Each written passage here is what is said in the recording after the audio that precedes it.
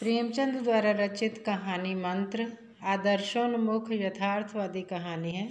प्रेमचंद जी की विशेषता है कि उन्होंने भारतीय जनमानस को जो है उसका चित्रण किया है। हमारी जो यहाँ की गरीब जनता है, जो असहाय वर्ग है, जिसे हम सर्वहारा वर्ग भी कहते हैं, उनके यहाँ पर उन्होंने चित्रण किया है।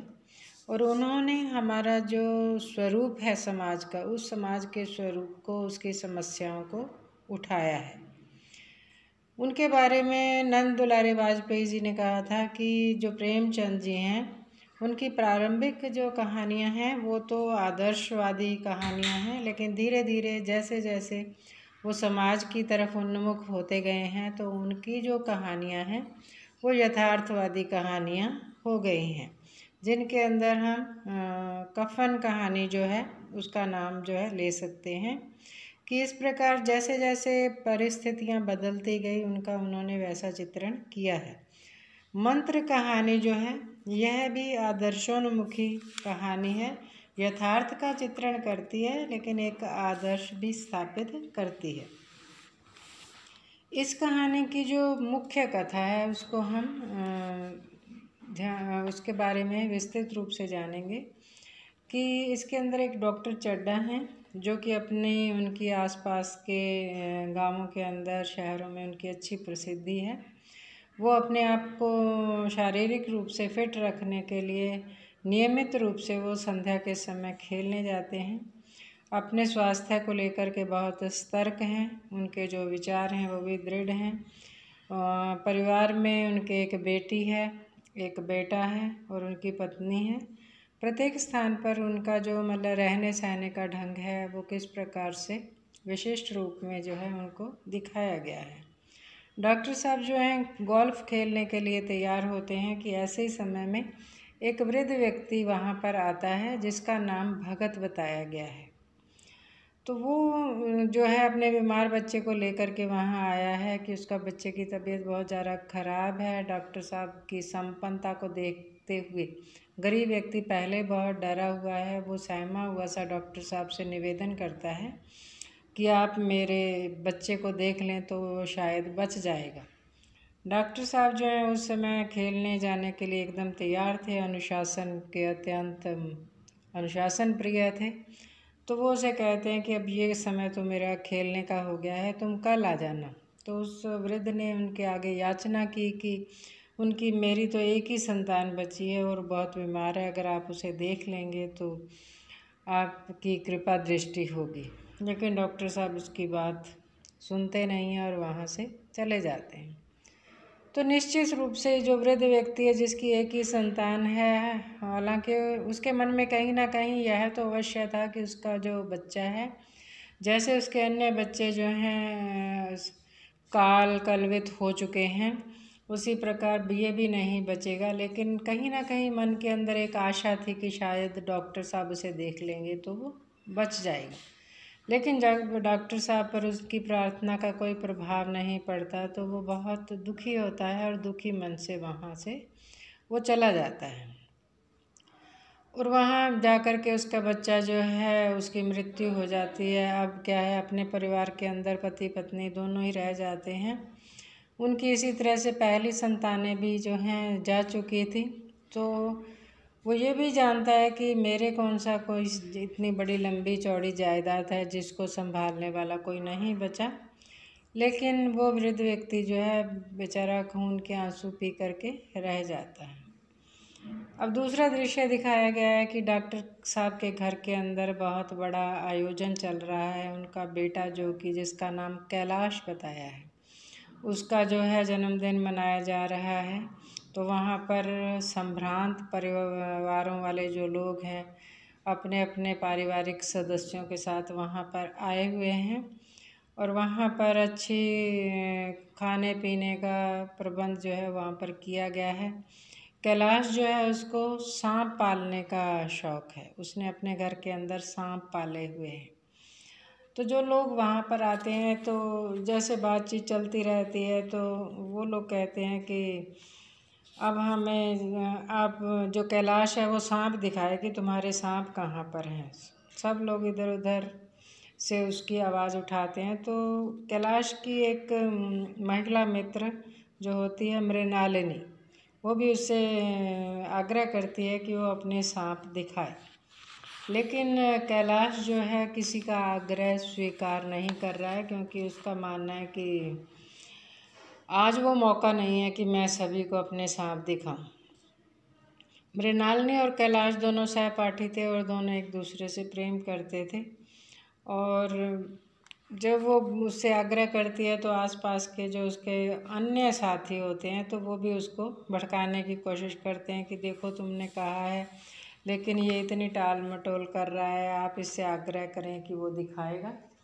लेकिन मृणालिनी सोचती है कि अगर वो नहीं दिखाना चाहता तो कोई बात नहीं, किसी अन्य दिन वो उसके सांपों को देख लेगी।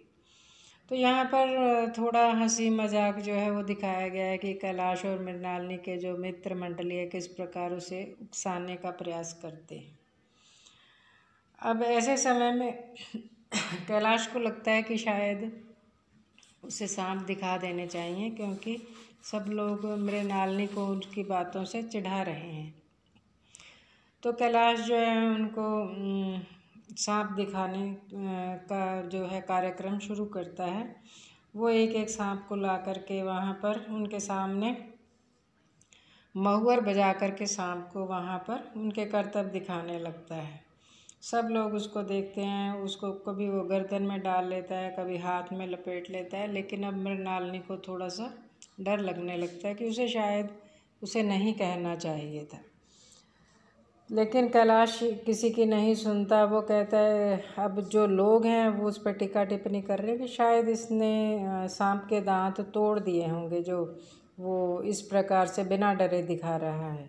तो कैलाश हंस के कहता है कि मैं सांपों के दांत तोड़ता नहीं हूँ, ये काम मदारियों का होता है। तो वो क्या करता है, काले सांप को पकड़ लेता है और कहता है कि इससे बड़ा जहरीला सांप उसके पास नहीं है, अगर ये किसी को काट ले तो आदमी आनन फानन में ही मर जाएगा।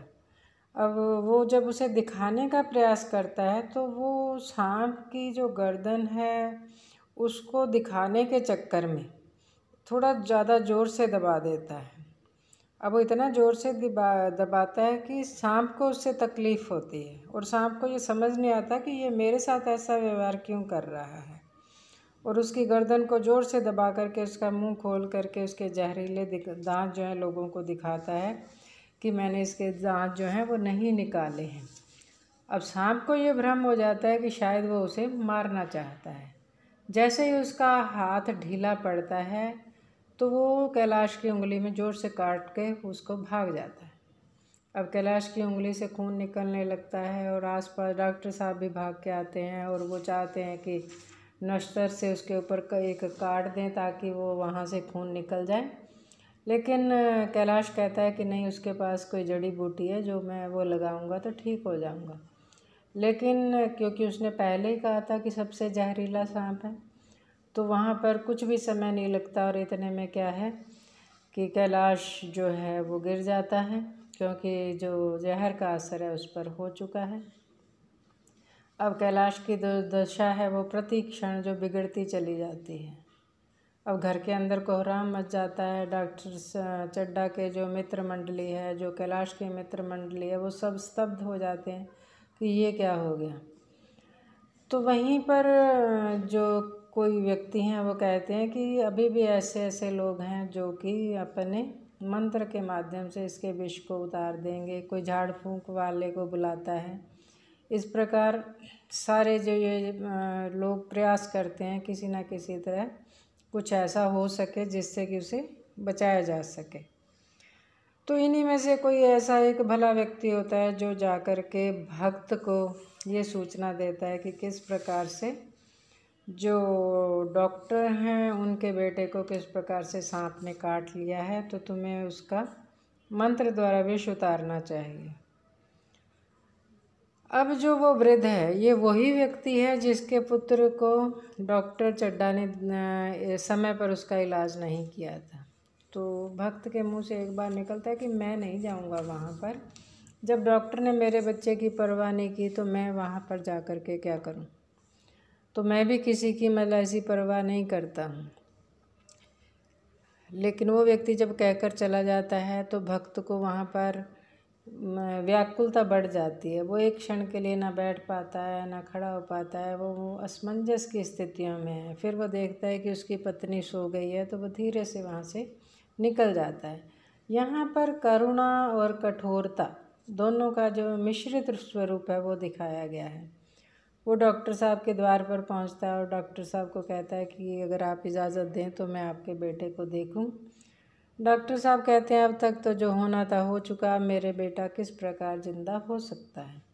लेकिन वो बुज़ुर्ग वहाँ जा कर के, जो भगत है वो जा कर के उसको देखता है और कहता है कि अभी भी कुछ नहीं बिगड़ा है, सब ठीक हो जाएगा, मंत्रों की शक्ति से बिल्कुल ठीक होगा। और वो कहारों को पानी ला ला के उसके ऊपर डालने के लिए कहता है और मंत्र पढ़ता रहता है।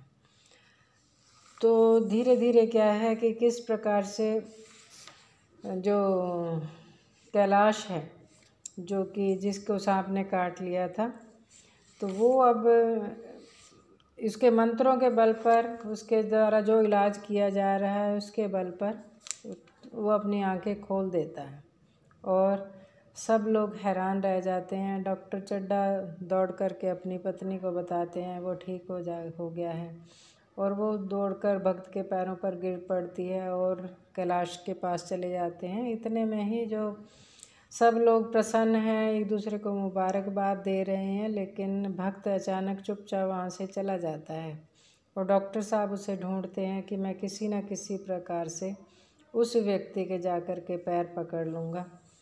लेकिन जब उसकी तलाश होती है तो वो कहीं नहीं मिलता। तो वो दोनों सोचते हैं, पति पत्नी, डॉक्टर पति पत्नी, कि हमने सोचा था उसे कोई बहुत बड़ी रकम देंगे। लेकिन चड्ढा साहब समझ जाते हैं कि जब वो आया तब तो मैं उसे नहीं पहचान पाया, पर अब मुझे समझ आ गया ये वही व्यक्ति था जिसके बेटे का इलाज करने से मैंने इनकार कर दिया था। और उसकी बात याद करके मुझे आज बहुत ज़्यादा गलानी हो रही है। मैं अपनी जो व्यथा है, मेरे मन की पीड़ा है कि मैं उस समय उसके काम नहीं आ सका, लेकिन अब उसे मैं खोज निकालूंगा और उसके पैरों पर गिर कर के अपना अपराध जो है वो क्षमा कराऊंगा। भी उसने मेरे से कुछ नहीं लिया, लेकिन सज्जनतावश मुझे एक ऐसा आदर्श दिखा दिया है जिसे मैं जीवन पर्यंत जो है अनुभव करता रहूँगा। इस कहानी के अंदर जो है कि किस प्रकार जो कठोरता है उसके ऊपर जो करुणा की विजय जो है दिखाई गई है। इसमें क्रूरता है, कठोरता है, लेकिन अंततः करुणा की विजय दिखाते हुए इसे किसी एक आदर्श की ओर प्रेरित किया गया है। धन्यवाद।